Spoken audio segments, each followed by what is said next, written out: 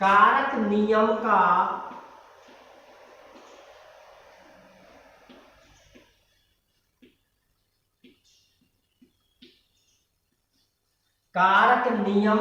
ध्यान रखें।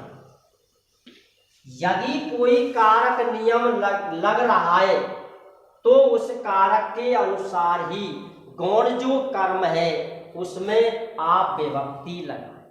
कारक का जो नियम लगता है वो अधिकांशतः गौण कर्म होता है। कौन सा कर्म होता है? गौण कर्म। कारक के नियमों का विशेष ध्यान रखें। जिस कारक का उसमें नियम लगा है उसी कारक की उसमें विभक्ति लगा। क्या लगा दे? विभक्ति लगा। नियम नंबर 6,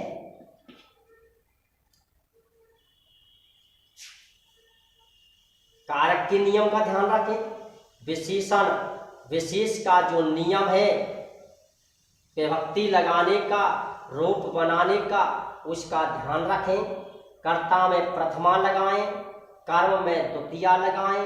यदि कर्मवाच्य का वाक्य हो तो उसको जो विभक्ति लगानी है वो मैंने पहले आपके लिए बताई है कि जिसके द्वारा क्रिया लगाई जाती है। कर्म में कर्म के द्वारा लगाई जाती है, कर्तरी में कर्ता के द्वारा लगाई जाती है, तो इनमें प्रथमा होती है। ठीक है, कौन सी होती है? प्रथमा होती है। ये 5वां नियम है कि कारक का जो नियम है उस कारक के नियम का विशेष ध्यान रखें। क्या रखें? ध्यान। अब देखिए,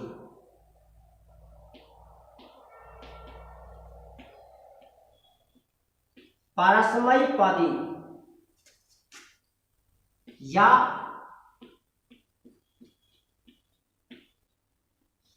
आत्मनेपद,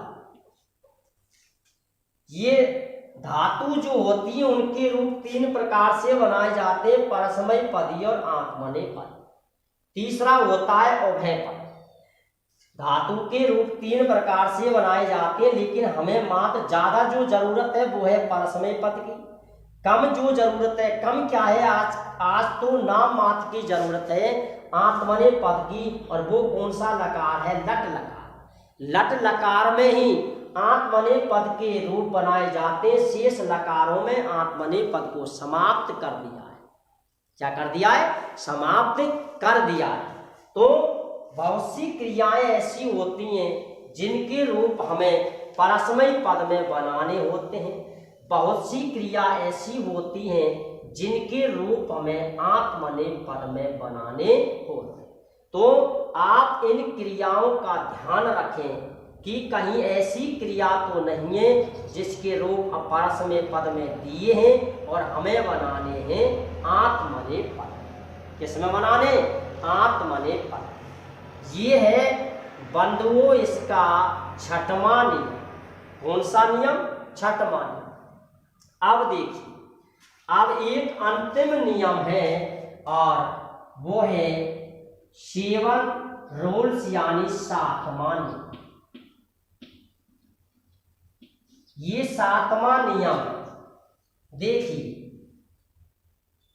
यदि वाक्य में है दिया हो तो आप उसे लंग लकार में बनाएं। ठीक, इसी में जोड़ देता हूं, चाहे आप अलग से लिख लीजिए। रोल नंबर 8, यदि वाक्य में स्वयं दिया हो तो आप वाक्य को लट लकार में बनाएं। यदि वाक्य में है मिलता है तो आपको वाक्य लंग लकार में बनाना पड़े। यदि वाक्य में आपको स्वयं मिल जाता है तो आपको वाक्य लट लकार में बनाना होगा। कौन सा लकार बनाना होता है? लट लकार। ये जो 8 नियम, इन 8 नियमों के अनुसार यदि आपने वाक्य सही किया है, इन 8 ही नियमों को आपने बरकरार बनाए रखा है, इन पर आपने यदि ध्यान दिया है तो मैं दृढ़ विश्वास के साथ कह सकता हूं कि आपका कितना भी कठिन वाक्य हो वो भी यानी उस वाक्य को भी आप शुद्ध कर सकते हैं, अर्थात उस वाक्य को भी आप सही क्रम में जमा सकते हो, अर्थात उसे शुद्ध कर सकते हो। और वाक्य का मतलब तो आप जानते हैं, कर्ता क्रिया कर्म और वाक्य बन गया नरम। कर्ता क्रिया कर्म वाक्य बन गया नरम, चना जोल गरम। यानी कर्ता क्रिया कर्म वाक्य बन गया नरम, यानी इन्हीं के मेल से, इन्हीं का मेल जब वाक्य में होता है तो वह वाक्य बड़े ही सरल तरीके से यानी आसान माध्यम से बन जाता है। तो आप इन 8 नियमों का पालन करें और इन्हीं के अनुसार आप वाक्य को बनाएं। आपका वाक्य 100 नहीं 110% बिल्कुल शुद्ध जाएगा, अर्थात सही माना जाएगा।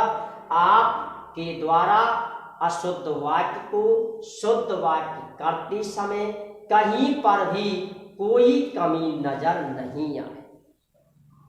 ठीक है बंधुओं, तो आज आप सबसे पहले ये जो 8 नियम हैं इन नियमों का अध्ययन कर। अब देखिए, यदि इन नियमों को आप पढ़ेंगे समझेंगे तो एक पंथ दो काज, एक पंथ दो काज। इसका मतलब क्या है? इसका मतलब है कि एक पंथ से 2 कार्य सिद्ध हो जाते हैं। तो देखिए, जब हम इन नियमों को जानते हैं, जब हम इन नियमों को जानते हैं तो इसका मतलब है कि हम वाक्य बनाना भी जानते हैं, और वाक्य बनाना भी जानते हैं तो हम कारक नियमों को भी जानते हैं। और इसमें भी कारक नियम का ध्यान रखना है, कर्ता क्रिया का ध्यान रखना है, क्रिया का भी ध्यान रखना है। ऐसी भी क्रिया तो होती हैं जब वाक्य में 2 या 2 से अधिक क्रियाएं दी हुई हो, या 4 क्रियाएं दी हुई हो, या 10 क्रियाएं दी हुई हो।